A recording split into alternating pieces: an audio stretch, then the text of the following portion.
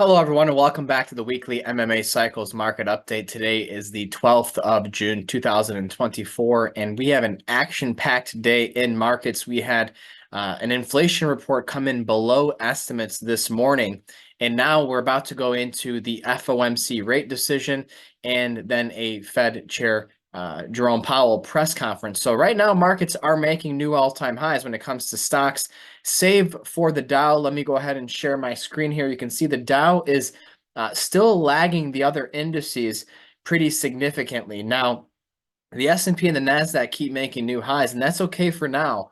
But we continue to see this case of intermarket bearish divergence, which is a warning sign going into this summer, and especially as stocks are at new all-time highs. But the good news is that technology, the semiconductor sector are absolutely ripping higher. NVIDIA making a new all-time high, and a few weeks ago, coming off of the Jupiter-Uranus conjunction in Taurus, I made the case for Apple, and as you can see, that low was on April 19th. It was the day before Jupiter conjunct Uranus in Taurus, and I kind of made a joke like, hey, even though Apple isn't a fruit company, Taurus does rule fruit, and we do have Uranus to deal with here that rules tech, and this could be a big boom for this stock, and it has been. From that conjunction, we've seen Apple appreciate over 33% in just a few weeks. So seeing a stock like this break out to new highs is definitely a good sign. I'm going to take a look at TLT, the long-term treasury ETF, to talk about the interest rate market. Basically, rates are coming down pretty hard after that lower than expected inflation report. And the question on the market's mind now is whether the Federal Reserve will join the European Central Bank and the Bank of Canada recently, who cut interest rates. Now, I don't think they're going to cut rates yet. My best guess is that they are going to cut rates after the first of three Jupiter square Saturn signatures. And the first one is August 19th. And the first meeting after August 19th is in September. So we'll see if that comes to fruition. Take a look at USO, the crude oil fund. This is also bidding, but we're off the highs of the day. You need to be a little bit careful here because interest rates are falling. There could be a real slowdown in price increase pressures. But in the meantime, no big aspects when it comes to Jupiter in the immediate term. We did have Jupiter trine Pluto at the beginning of the month. Next week, we're going to have Venus squared Neptune on the 16th, followed by Venus ingressing into Cancer on the 17th. We started off this week coming off of a square between Venus and Saturn. And then we had Mars move into Taurus, and we've definitely seen some big moves in currency markets.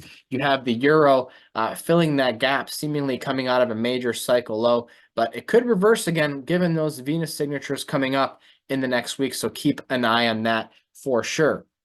Want to take a look at gold and silver. I think we're coming out of what could be important market lows, and don't be surprised if we see a break to new all-time highs in gold and with silver to new multi-year highs. So the trend is your friend, and we continue to see higher highs and higher lows, and I think there's some good opportunities in that space. The gold mining ETF continues to do well, and so I think that's something that should be paid attention to, especially if the dollar continues to weaken over the next few weeks. I don't think it'll last very long, but for now, a falling dollar is definitely bullish for precious metals. It's bullish for stocks, and it's also, of course, bullish for Bitcoin and Ethereum, which continue to consolidate near the highs.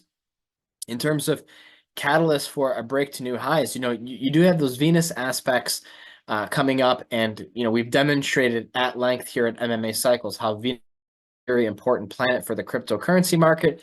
That's really not that much of a surprise, but we often talk about Uranus going through the sign of Taurus with respect to the boom bust that we've seen in crypto. But Venus really is a catalyst, a trigger planet, if you will, for shorter term price moves in the cryptocurrency market. So that takes care of what I wanted to discuss with you today. Thank you so much for watching. Just a couple of announcements. We did just release our monthly cycles report earlier this week. So if you'd like to see our update on stocks, bonds, commodities, and currencies, that's the place to get it. This upcoming week, we will have the Shanghai report released and the monthly ETF report, followed by the MMA Monthly Cycles Plus and the Grains report in the week after. We have a webinar coming up with Derek Panaya and Ray Merriman. You can find the details about that at www.mmacycles.com. And of course, our big event for this year, the Lake Bled Slovenia Investment Retreat from September 19th to September 22nd. All of those details can be found, including our reports and all of our educational content at www.mmacycles.com. Thanks for stopping by, subscribe to the channel, and we appreciate all likes on videos and comments. Thanks again for watching. We'll see you same time, same place next week, everyone. Until next time.